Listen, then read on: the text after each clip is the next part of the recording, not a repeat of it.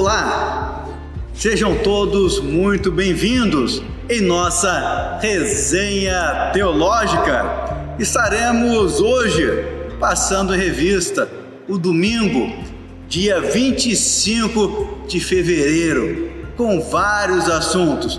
Mas eu já tenho a minha pergunta aqui já separada para o pastor Israel. Daqui a pouco eu vou fazer essa pergunta. Maldição hereditária existe ou não existe? Mas antes de chegar até essa pergunta, nós vamos começar pelo nosso Momentos com Cristo. E sempre aqui, com a presença do pastor Alcenir Mota, pastor de missões, terceira idade também da nossa igreja, e nosso pastor titular, pastor Israel Belo de Azevedo. E qual foi o assunto de domingo, 7 horas da manhã, onde todos acordam com aquela alegria, com aquela energia para ouvir a palavra de Deus, meditar um pouco em nossos Momentos com Cristo? Nós pregadores, às vezes, ficamos um pouco frustrados, Alcenir, porque preparamos uma mensagem, caprichamos no preparo, e aí quando alguém se lembra do nosso sermão, é uma história que nós contamos, né? Pois é, isso aconteceu com um livro que eu li sobre princípios para o crescimento de igreja, em que o autor conta uma história. E a história, para mim, me tocou, eu repito sempre. Os irmãos estavam construindo o templo, e a data da inauguração chegou, ou se aproximou, e eles tomaram uma decisão. Era nos Estados Unidos, então eles decidiram que não iam colocar o carpete no santuário, porque não daria tempo. Eles iam colocar um cimento, vamos dizer, frio, e pronto. Você sabe que na cultura americana, uma casa sem carpete não é uma casa, né? E tudo bem, tudo bem. Aí levantou-se um irmão, disse da equipe, eu não concordo. Vamos pensar o seguinte, as pessoas vêm aqui, algumas têm alergia, o pó que vai surgir desse piso, nós não podemos fazer isso. E não é para as pessoas, é para Deus, tem que ser com capricho que nós temos que fazer. Vamos fazer um mutirão e vamos fazer com capricho. Essa história foi contada nesse livro, em português recebeu o título de uma igreja de sucesso, a editora Vida Nova, e eu nunca me esqueci dela. Então, quando eu fiz agora a paráfrase do capítulo 9 de Eclesiastes, isso me veio à mente, porque é a mesma ideia ali do sábio. Nós temos que fazer as coisas com capricho, mas ninguém está vendo. Não tem importância, ninguém vai dar valor. Não tem importância. Não é para Deus? Então, se alguém está vendo, não está vendo, eu acho que nós só podemos fazer as coisas com capricho.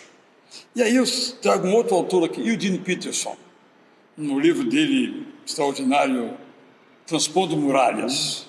Ele conta que o segredo de Davi, o rei Davi, é que tudo que ele fazia, mesmo na caverna, onde estava fugindo, e onde até poderia eliminar seu adversário, Saul, ele fazia para Deus. Ele fazia um trabalho, embora não fosse rei, já era um trabalho de rei, porque era um trabalho para Deus. Então eu acho que nós todos temos que fazer trabalhos reais, no sentido de reis, porque é para o rei dos reis. Basicamente isso. E eu vejo que às vezes as pessoas fazem as coisas de qualquer maneira. Como uma batata quente de se livrar dela. Mas nós só podemos fazer na vida profissional, na vida familiar, você como pai, você como pastor, você como professor, tem que ser a melhor aula, tem que ser a melhor comida, tem que ser a melhor cirurgia, tem que ser o gol mais bonito, tem que ser desse modo. Mas será que num mundo onde fala-se muito sobre o mérito, onde se fala muito sobre a questão do valor, o dinheiro, a riqueza, mas eu ganho pouco, se esse trabalho me paga pouco, eu vou dar o meu máximo, eu vou fazer o melhor, eu vou fazer com capricho se eu ganho tão pouco, se eu não sou reconhecido? Se na minha casa, onde quando eu deixo tudo bem bonito, bem limpinho, tudo cheirosinho, não tenho um muito obrigado, não sou reconhecido, por que eu vou fazer com capricho? A pergunta é, para quem você faz? É só isso. Se você faz para sua esposa e ela não reconhece, você fica triste. Mas se você fez para Deus, você não fica triste, embora sua esposa não reconheça. O que não é o caso, para ficar bem claro, é só uma ilustração. Por que eu vou ser pontual? Ninguém valoriza a pontualidade. Eu penso que quem não faz com capricho está condenado a fazer mal feito o resto da vida e nunca vai sair daquilo. Há muitos anos nós tivemos no nosso programa de televisão Convite à Vida, a vinda aqui de um homem chamado Jaderson Passos. Ele contou uma história também lindíssima. Olha como a gente não esquece das histórias, né? Ele é estagiário no escritório do tribunal, numa área do tribunal, estagiário. E aí a presidente, uma desembargadora, veio e pediu, lá no almoxarifado, onde ficavam os processos, ela pediu a um funcionário que pegasse um processo. Só que o processo estava lá em cima, tinha que pegar uma escada e subir. Aí o funcionário disse, doutora, não dá não, lá em cima, não temos condição não. Aí o Jaderson Passos disse, claro que dá. Pegou a escada, foi lá, subiu, pegou o processo e entregou na mão da desembargadora. E continuou ali, trabalhando. Alguns anos depois, essa desembargadora veio a ser presidente do tribunal. E ela convidou o Jaderson para ser o secretário dela. E ali ele fez a sua carreira e galgou postos elevadíssimos, porque ele fez com capricho. Eu acho que essa é a diferença. Então, como você fala, ficar reclamando aí que eu ganho pouco, que ninguém valoriza e tal, vai ficar a vida inteira fazendo mediocremente e reclamando da vida. E não vai ser o secretário da presidente do Tribunal Estadual. Então devemos fazer um capricho. Pastor Alcenir, que sempre faz as coisas com muito capricho e muita disciplina. O que vem antes? A disciplina, o capricho, elas caminham juntas, ou talvez o propósito para que você está fazendo aquilo tem relação a isso, a questão do propósito, da missão? Samir, eu acho que a disciplina ela é fundamental, né, em tudo que a gente vai realizar. Eu acho que eu tenho colocado isso muito assim, latente, né, na minha caminhada. Se você não tem disciplina, você acaba não chegando a lugar nenhum e não realizando nada. A questão do capricho, eu acho que é fundamental e deve ser o nosso objetivo, né? Tudo que a gente realiza. Numa das reuniões que a gente teve, eu não sei se você estava presente, provavelmente sim, né, com o Jael, com o pastor Jael, ele, né, falou lá uma frase que eu tenho guardado, né? A gente sempre pode fazer melhor. Né? A gente sempre pode fazer melhor. Porque às vezes você se acomoda, né? Tá dando certo, mas essa ideia, né, de você querer melhorar é justamente esse objetivo de você querer, né, tá ali oferecendo o de melhor, e a gente sempre pode corrigir uma coisa ali, outra ali. Então, independente de para quem você está fazendo, né? Seja para o diretor, seja ali para o seu colega, eu vou fazer e vou oferecer o de melhor que eu posso realizar. De repente não é o desejado e tal, mas da minha parte vai ser sempre aquilo que eu vou poder oferecer de melhor, e sempre com essa ideia, né, que o Israel plantou, né? Você sempre pode fazer, né, melhor. Eu tenho experimentado isso, mas eu quero falar sobre outro assunto, no caso do Bom Dia. Às vezes eu não tenho tempo de escrever o Bom Dia diário. Então eu vou lá no de 2014, aí vou usar isso daqui. Mas eu não consigo, porque eu escrevi daquele modo 2014. Mas hoje eu vou escrever melhor do que 2014. Eu imagino se daqui a 5 anos eu pegar o de 2024, eu posso escrever isso melhor. Mas eu queria falar um pouquinho sobre o negócio da disciplina ligada à rotina. Sim. Então eu penso assim, eu acho que o nosso disciplinadíssimo Alceni concordará comigo. Muita gente tem bronca da rotina, que é uma espécie de disciplina. Mas eu penso que a rotina nos libera tempo para criar e para pensar. Então, se eu acordo na mesma hora e eu só tenho o primeiro compromisso 2 horas depois, eu tenho 2 horas para fazer um monte de coisas que eu não faria se eu acordasse 10 minutos antes, por exemplo. Então, digamos, no meu caso, nosso programa Momentos com Cristo, estamos comentando agora, entra no ar às 7. Mas eu acordo às 5h30. E a minha conclusão é que está tarde. Eu tenho que acordar às 5. Para que às 7 horas eu esteja absolutamente antenado e pronto. Já orei, já li a Bíblia, já li jornal, já escrevi alguma coisa, já gravei o Bom Dia. Eu estou pronto, o dia eu estou inteiro, estou absoluto. Então eu preciso acordar um pouco mais cedo ainda, só para ilustrar o que eu estou dizendo. Sobra tempo. Agora, quando você não tem disciplina, não tem rotina, você não tem tempo e o dia passa e não fez nada. Isso tem a ver também com o capricho. Isso.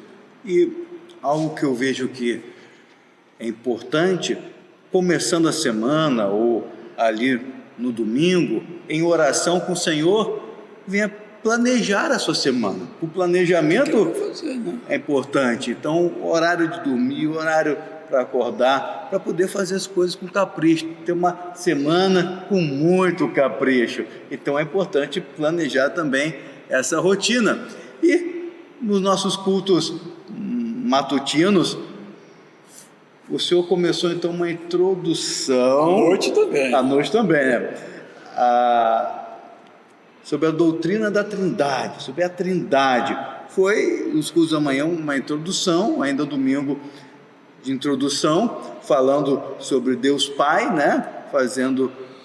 Trazendo questões teológicas, verdades teológicas, né? O meu pressuposto, Samir, mais ou menos óbvio, né? É que alguém até brincou comigo essa semana, que tem aquela frase, né? Nós somos o que nós comemos, nós somos o que nós lemos, mas também nós somos o que nós cremos. Sim. Então, se eu creio que Deus não é poderoso, minha oração é assim: Deus, tudo bem, se der, eu só faço alguma coisa aí, né? Mas se eu creio que Ele é poderoso, eu digo, está nas tuas mãos, sei que és poderoso e vais fazer, não sei como vais fazer, mas vais fazer, eu confio plenamente e vou dormir descansado. Porque eu creio que Deus é poderoso. Mas se Deus é fraquinho, igualzinho a mim, então a teologia, se eu creio que Deus é bravo, rancoroso, está pronto para me dar um peteleco, eu vou ficar fugindo dele por aqui e por ali. Não vou ter uma dinâmica relação com ele. Então, às vezes a gente pensa que teologia é uma coisa para teólogo. Claro, aquela teologia formal é para o teólogo. Mas todos nós temos uma teologia. Sim. Quando o irmão chega assim para você e fala assim: Samir, ore pelo meu filho, porque ele está com esta ou aquela situação. Por que ele faz esse pedido a você? A teologia dela. Primeiro, ela acredita que você vai orar, senão ela não viria até você, ela crê nisso. Segundo, ela crê que Deus pode abençoar o filho dela. Mas se o filho dela não tem como ser abençoado porque é tão grande o problema que nem Deus pode dar jeito, se ela crê nisso, não vai pedir para você orar. Então, pastor Alceni sempre fala que nosso compromisso missionário. Mas se eu não creio na doutrina bíblica da soteriologia, da salvação, que uns serão salvos e outros se perderão, eu não vou pregar. Uma teologia é muito importante, né? E até me lembrei agora, Alceni, da história de William Carey, aquela história bem conhecida, de que ele sentiu no coração o desejo de pregar o evangelho na Índia. E aí alguém se levantou e disse assim: jovem, sente-se. Se Deus quiser salvar os indianos, não vai usar nem a mim, nem a você. Porque tinha uma teologia, no caso a teologia calvinista, estrita, rigorosa, segundo a qual uns serão predestinados para a salvação, ou já foram, outros para a perdição. Se eu pregar ou não pregar, quem ia ser salvo entre os indianos será, e quem não seria, não seria mesmo. É a teologia dele que estava por trás daquela palavra. Então, todos nós temos uma teologia, tem que ser boa. Porque ela está ligada com o nosso estilo de vida. Também. Com o que nós Ela pensamos. determina o nosso estilo de vida. Como nós nos relacionamos com as pessoas. Exato. A teologia está ligada, acho que em tudo que nós fazemos. Até mesmo uma pessoa que se considera, então, por exemplo, um ateu. Ele tem uma teologia. Tem uma teologia. Pode até ser uma ateologia, mas é teologia. É uma teologia. Ele vai viver conforme aquilo que ele crê. É uma teologia. Me faz lembrar um amigo direto que é ateu, né? E aí ele foi fazer uma cirurgia assim preocupante e falou: Israel, você sabe que eu sou ateu, né? Mas pelo sim, pelo não, ora por mim, tá? Quer dizer, é um ateu, porém não muito convicto, né? Ainda não muito convicto. E dentro dessa introdução na doutrina da Trindade, o senhor falando sobre Deus Pai, o senhor trouxe um assunto a respeito da maldição hereditária. Existe, não existe, como essa questão que muitos classificam como uma maldição hereditária. E a bênção? A maldição hereditária é a ideia de que Deus amaldiçoa família e sua descendência.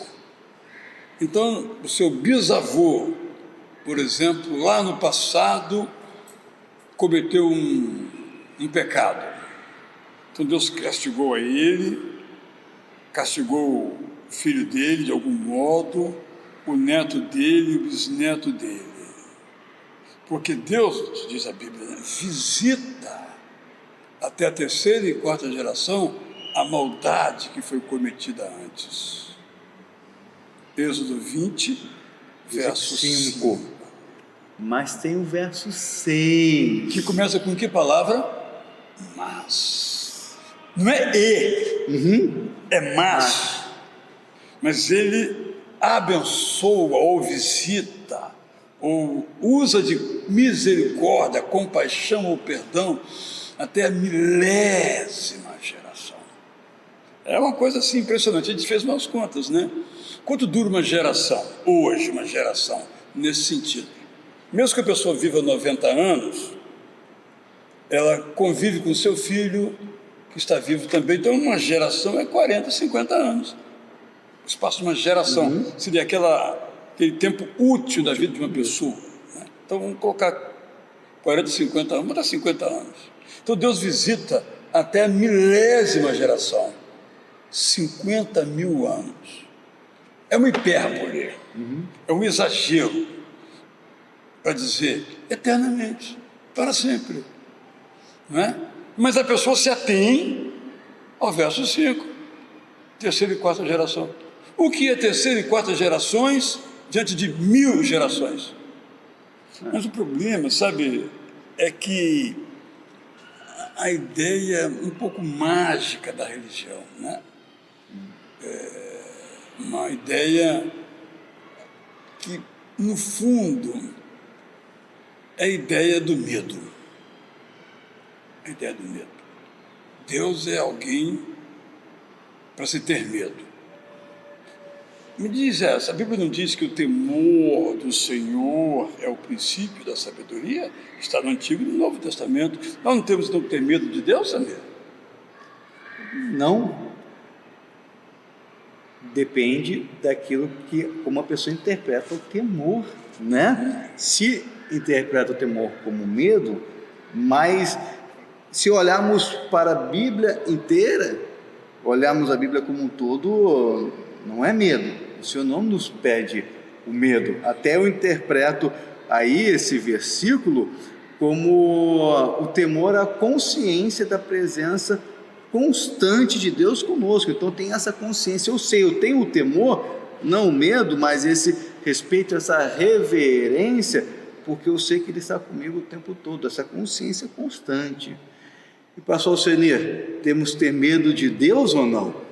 Eu acho que ele tem medo de Deus.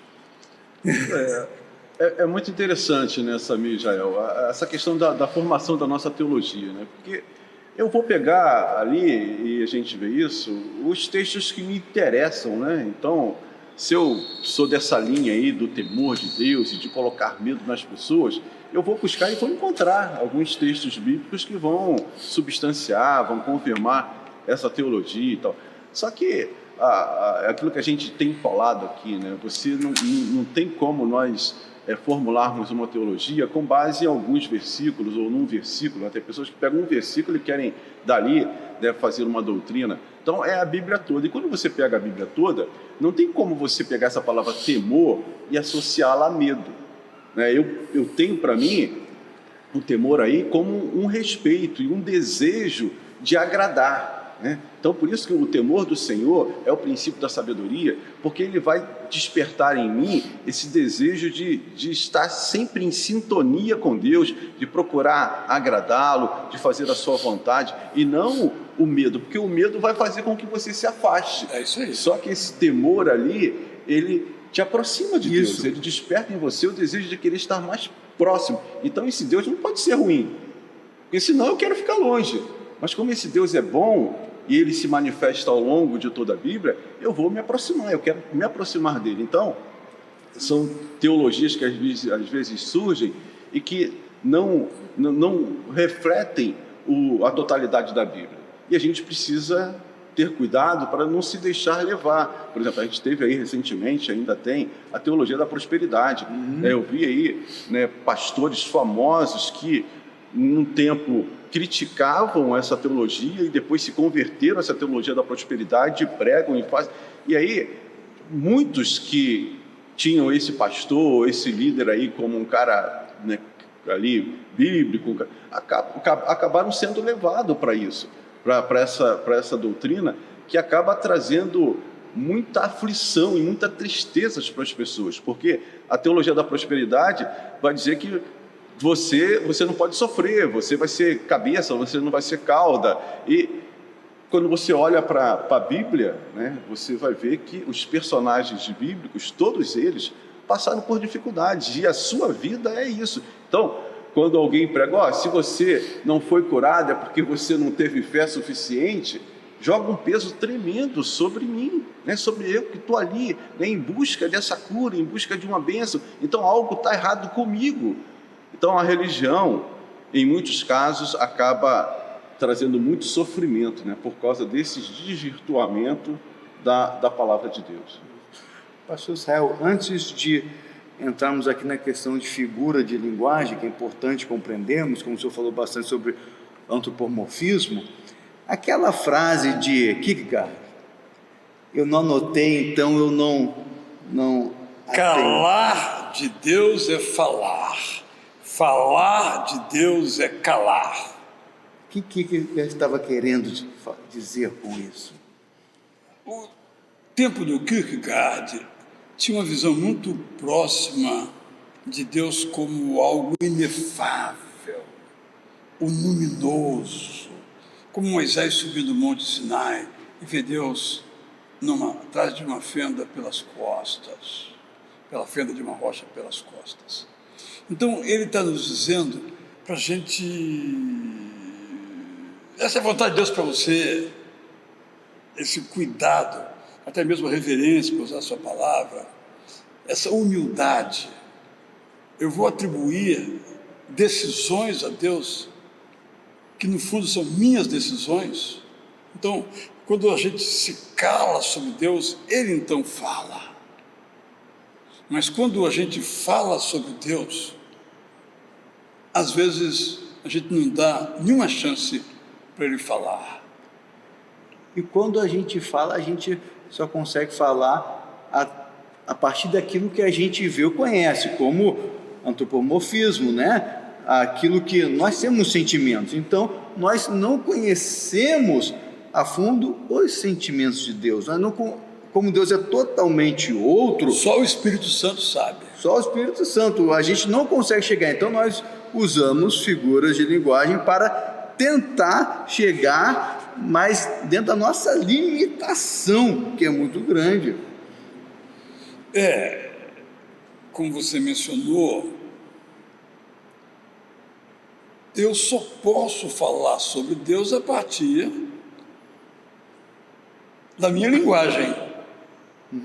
Então, quando eu olho por aquilo que Deus faz, eu digo assim: Deus me mandou um anjo, por exemplo. Ou Moisés, quando conta a história da saída do Egito por parte do povo hebreu, diz que ele carregou o povo sobre as suas asas de águia. Ora, Deus não é uma águia, nem tem asas e nem voa, não é? Mas é uma maneira de dizer, porque a águia é poderosa, a águia voa alta, ninguém se aproxima de uma águia para fazer gracinha com ela, né? E ela é inalcançável na altitude, na velocidade, uma série de coisas. Então ele usa a figura da águia para falar da grandeza, da onipotência de Deus. Mas é uma figura de linguagem que, de certo modo, até pálida para descrever toda essa majestade de Deus. Mas vai falar o quê? Né? Então você busca essa linguagem. Então é uma linguagem que tem uma forma humana, daí a expressão antropomorfismo, forma humana. Por exemplo, eu gosto muito de citar esse exemplo. Quando Deus revelar o belo destino do povo dele, ele diz que as árvores vão bater palmas, não é? E para mim a imagem ali é quando Neemias está voltando do exílio do seu povo para Judá, Jerusalém. E aí no meio do caminho ele veio no meio do mato, veio na floresta. Então eu como sentia que as árvores aplaudissem, porque não tinha gente para aplaudir, né? As árvores batem palmas porque ele está passando, mas a árvore não bate palma, né? Então esse é o sentido que a gente vai utilizando. Mesmo quando Jesus diz: eu sou o Cordeiro de Deus, das palavras de João Batista, é uma figura de linguagem, porque ele não é cordeiro, ele é um ser humano, não é um cordeiro, na verdade. Então, todo Apocalipse são figuras de linguagem. Uma das mais lindas que eu descobri a partir da obra do Eugene Peterson é quando ele diz que as nossas orações são como o incensário que chega ao céu. Nós oramos, esse incensário com as nossas orações chega ao céu. Aí Deus sopra. E as nossas orações daquele incensário voam de volta para a terra como bênção. É uma coisa maravilhosa, mas é uma imagem antropomórfica, uma figura de linguagem. O problema é quando nós vamos para a antropopatia. Por exemplo, a ira de Deus é uma antropopatia? Deus fica irado? Um dos maiores sermões da história do cristianismo foi de Jonathan Edwards, em que ele fala de um povo nas mãos de um Deus irado. Aliás, irado tem um sentido diferente para os jovens, né? Irado é uma coisa muito boa, né? Foi irado muito hoje, né? Então é uma forma, ou Deus é terrível.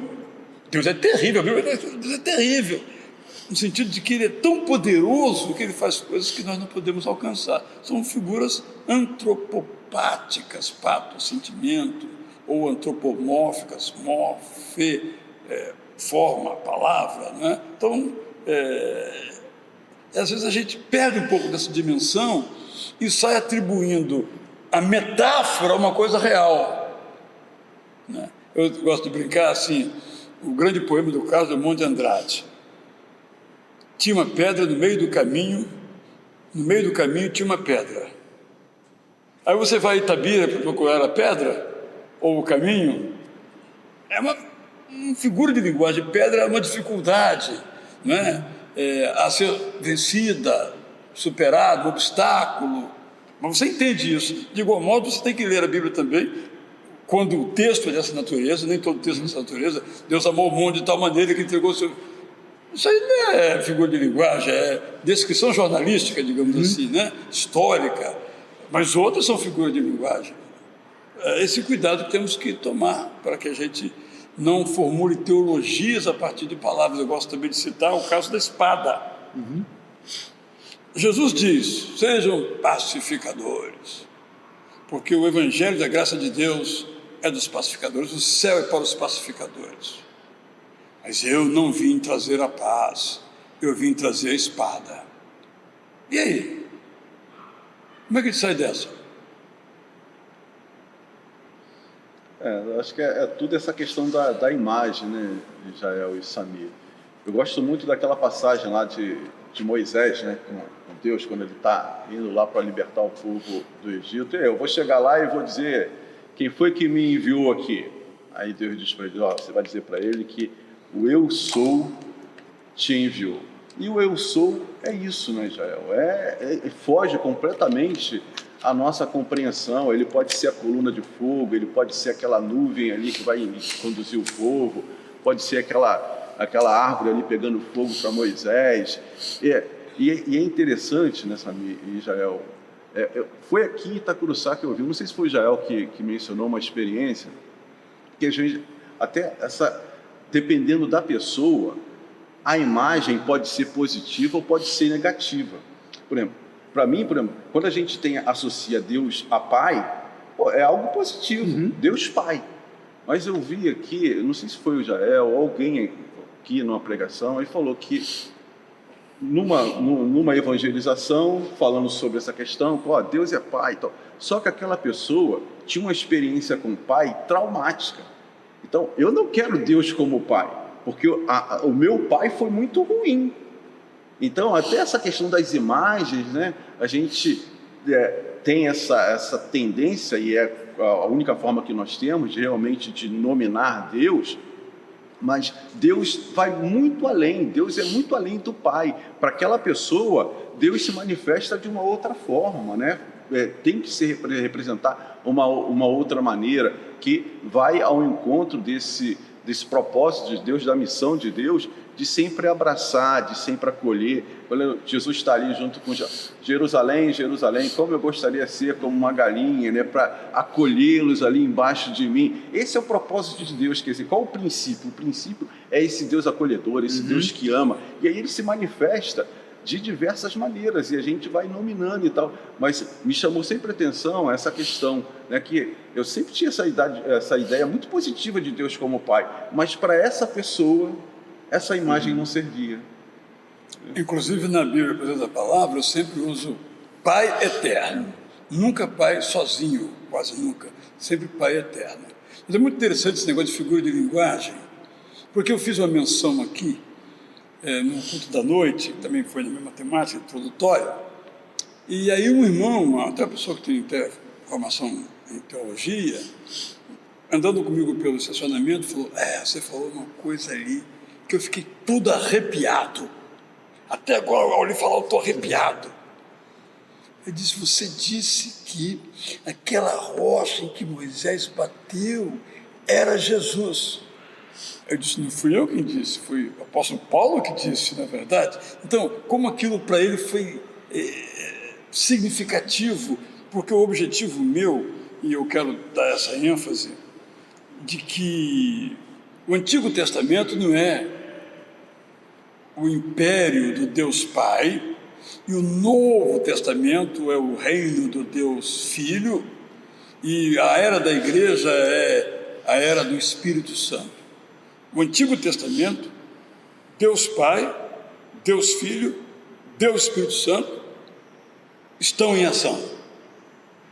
No Novo Testamento, Deus Pai, Deus Filho, Deus Espírito estão em ação.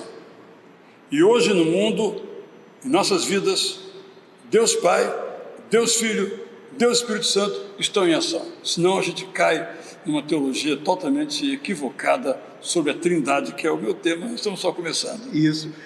E o senhor trouxe agora essa fala desse irmão, e quando eu ouvi, eu pensei, vou fazer uma pergunta para o senhor Israel. Ontem eu estive com o senhor, me esqueci, mas agora o senhor me lembrou sobre realmente isso, essa pedra, né? Então, como o senhor falou na mensagem, e também que Paulo falou, quando Paulo fala essa pedra é Jesus Cristo, ele fala de uma forma literal ou é uma metáfora? Quem saberá? Mas eu entendo que é um recurso exegético do judaísmo, e Paulo era um judeu, de atribuir significados que estão fora do texto. Então, como se fosse um uso daquela história. Então, sai da perspectiva de figura de linguagem ou qualquer outra coisa, mas eu não vou fugir da pergunta, não. O que Paulo quis dizer é o seguinte: quando Deus Pai age, Jesus age. Aquela rocha, nesse sentido, podemos dizer que representa a presença de Jesus naquele episódio. Nós lidamos com um problema, por causa do catolicismo romano no Brasil, que é o que é o pão na ceia do Salvador. Então, uma vez eu disse isso aqui: o pão representa o corpo de Cristo entregue em nosso favor. E uma pessoa, que eu não sei quem é, lá no YouTube, colocou um protesto: heresia! O pão não representa, o pão é Jesus, por causa da crença católica da transubstanciação. Há uma discussão também muito interessante sobre o que significa o apóstolo Paulo dizer em Efésios 2, que isto é, se esse isto é, quando ele fala, né, que a salvação vem pela graça, ele diz isto é, ele se refere à graça ou à salvação? Não é verdade? Porque se é uma coisa ou outra, altera um pouco o significado. É graça e fé, né? Então, aí eu tive uma discussão com um amigo, e como ele tem uma visão, vamos chamar calvinista nesse caso, embora ele seja luterano, ele tem essa ideia de que a graça é para alguns, quando ela é para todos. A salvação é que para alguns, os que creem na graça, né? Então, sempre tem essa formulação teológica aí. Então, eu penso que aquela rocha representa Jesus, uma vez que uma rocha é uma rocha. Não pode ser outra coisa a não ser uma rocha, mas ela representa Jesus. É uma reverência também a Jesus, só que ela ficou abscôndita. E aí veio Paulo e disse que aquela rocha era Jesus. Como muitas vezes nós encontramos no Antigo Testamento a expressão o Espírito de Deus. Esse Espírito de Deus é o Espírito Santo? Nós entendemos que sim, né? Por isso que nós lemos logo no comecinho da criação, Gênesis 1, 26, né? Façamos o homem. Aí as interpretações são livres. Esse façamos é meramente um verbo inclusivo ou é um verbo descritivo? Eu entendo que é descritivo. São nós, pelo menos duas pessoas. Eu acho que não há nenhuma dúvida que ele soprou o hálito, ele soprou o Espírito Santo, então o Espírito Santo participou. Quem soprou? O Deus eterno.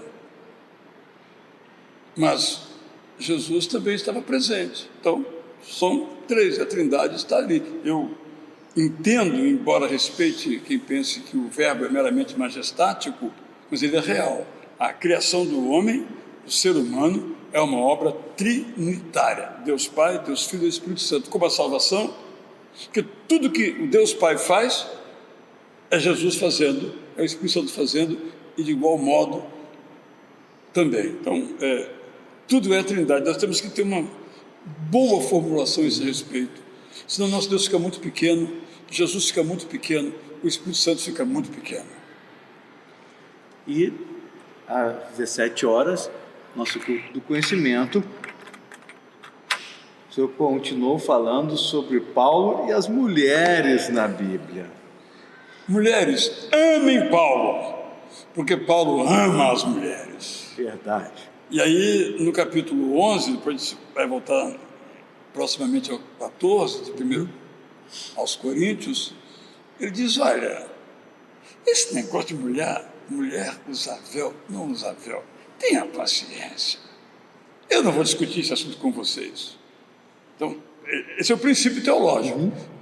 Esse assunto não tem a menor importância. É isso que ele diz.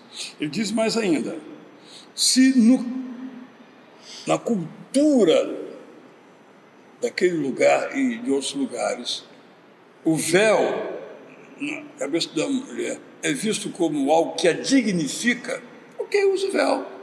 Mas isso não é uma ordem universal. E se numa igreja, uma casa, funciona uma igreja assim, no Novo Testamento, todas as igrejas são igrejas lares, não é? Igrejas casa, igrejas oicos, igrejas domésticas. E ali a mulher está ensinando, e eu quero terminar falando sobre isso, ela usa o véu para poder ficar livre para ensinar. Então o que fica claro no capítulo 11? É claríssimo, não sei onde tiraram o oposto. A mulher prega na igreja. Então, se a mulher ora, texto, tradução tradicional, se a mulher ora ou profetiza em público, deve usar véu, não usar véu. Então Paulo está falando dessa questão do véu, mas ao falar da questão do véu, ele diz, a mulher ora em público e profetiza. O que é profetizar? Esse é um termo muito importante, eu pesquisei durante meses para fazer a versão da palavra sobre esse significado e concluí inequivocamente, contra diferentes opiniões inclusive, que profetizar, o dom da profecia é o dom da pregação. O dom da, aspas, profetada está ligado à revelação. Outro dom que estamos discutindo. Mas aqui, quando, por exemplo, se fala em Atos das filhas de Filipe que profetizavam, elas ensinavam na igreja, elas pregavam na igreja. O êxtase é uma outra coisa. Não, elas tinham êxtases. O quê? Quer dizer isso? Nada. Elas ensinavam. Então a profecia é o dom da pregação. Então as mulheres em Corinto pregavam na igreja, mas deviam pregar com ou sem véu? Essa é a questão. E Paulo diz, com véu. Mas não discutir isso não, que isso não tem a menor importância. Tanto é que hoje, nossas igrejas aqui, não usamos véu. As mulheres não usam véu, graças a Deus. E pregam. E pregam. Foi até curioso, a gente pode terminar aqui, né? Fez parte do domingo. A irmã Belinha, uma de nossas irmãs aqui no Nagenárias, estava acompanhada de uma pastora, pastora Luzia Lima, lá da igreja Vila União, em Fortaleza. Eu a conheci aqui no domingo. Eu a chamei para dar a bênção apostólica. Então, aqui as mulheres podem... Mas é muito interessante. Eu chamo a mulher para orar, vocês chamam a mulher para orar, ela quer orar ali de baixo. Não vem aqui. Como se ela não fosse digna de subir aqui. Isso nós chamamos de púlpito, alguns chamam de altar. Está inscrito, nós temos que libertar as mulheres dessa perspectiva. Amém. E o último assunto, porque no culto das 19 horas falamos sobre Trindade também, e Deus Pai, nós falamos sobre a revelação progressiva de Deus. Pastor Alcenir, Deus, ele muda ou não muda?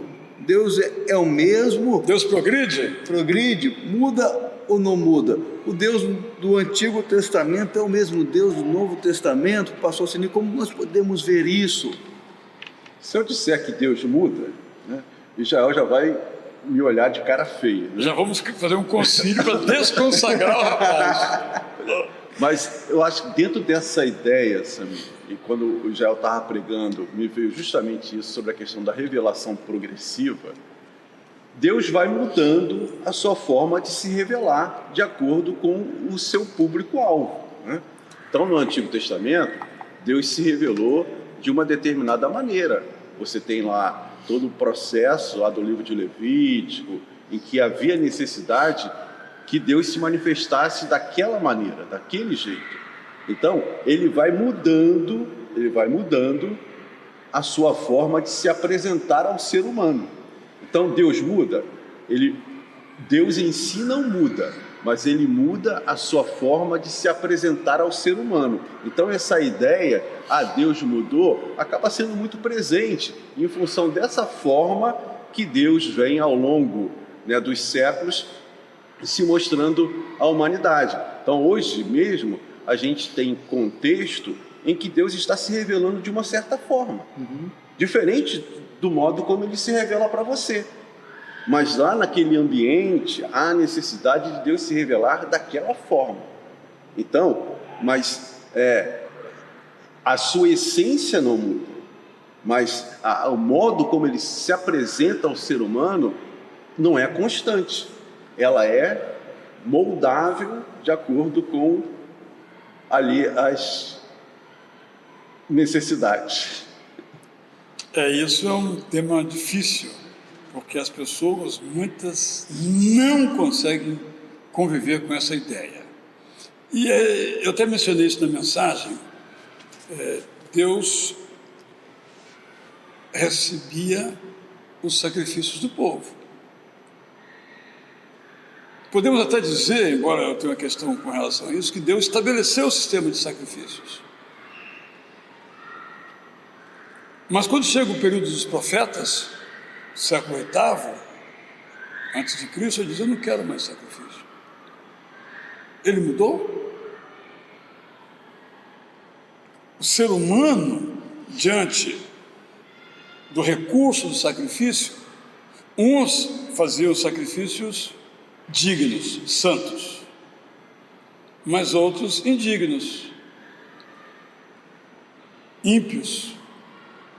Então Deus diz: bem, se o sacrifício fosse puro, limpo, beleza, mas como não é, a maioria não faz de coração contrito, eu não quero mais. Ele mudou? Não, nós é que mudamos. Ele então se amolda, se adapta, mas ele o mesmo que ele quer é que nós tenhamos com ele um relacionamento. Sacrifício, não sacrifício, e no Novo Testamento continua o sacrifício, só que de louvor. Então, Jesus não muda quem é o Deus eterno. Ele revela, mostra de modo que nós possamos entender.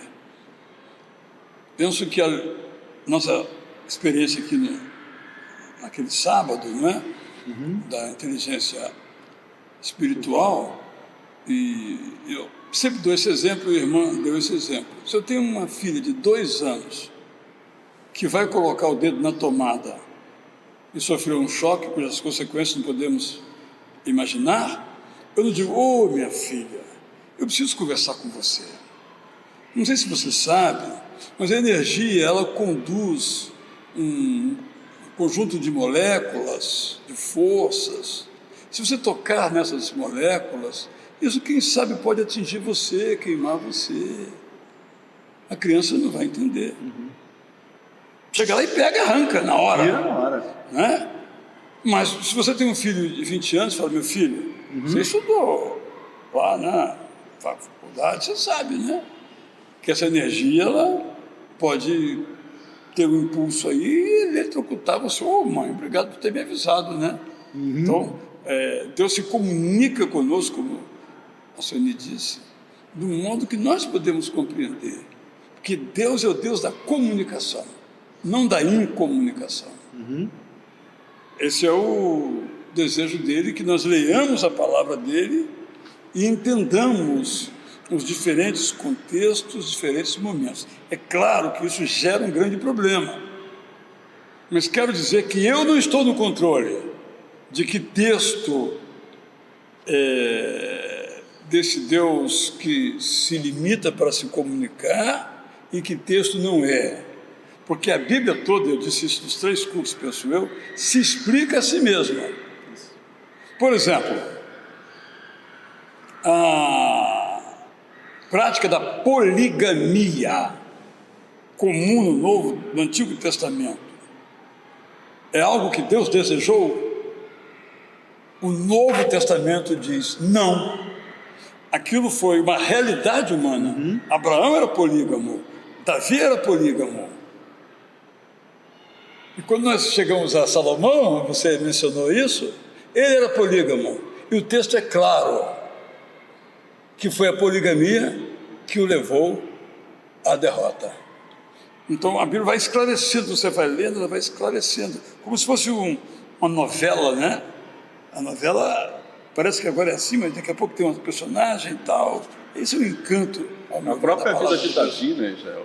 Você vê as muitas mulheres também de Davi, e os filhos de cada uma dessas mulheres acabaram trazendo essa nódoa, né, do Davi, que não foi um bom pai, justamente porque... E eu vou te ajudar aqui, um pensamento que me ocorreu só agora. Davi não teve a permissão divina para construir o templo por causa da poligamia. Ele derramou sangue do Urias por causa da poligamia. Sim. Então, fica clara, embora a narrativa fale de poligamia, o juízo de Deus sobre a poligamia. Já no Antigo Testamento, sem falar do Novo.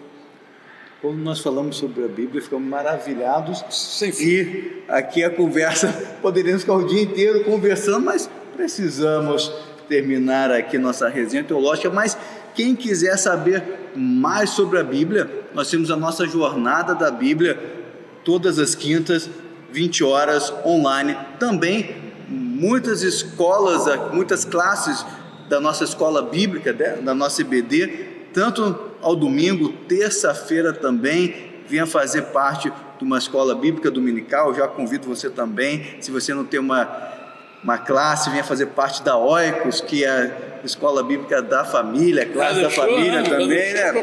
Preciso falar da Oikos também, mas venha conhecer a Bíblia. Nós temos aqui várias ferramentas, vários recursos para conhecermos a Bíblia. Pastor Alcenir, pode então nos despedir com uma oração? Que o amor do Pai Eterno, a graça maravilhosa de Jesus Cristo, seu Filho, e a presença e a consolação do Espírito Santo esteja sobre a vida de cada um de nós, das nossas famílias e de todo o povo de Deus, hoje, amanhã e para todo sempre. Amém. Amém.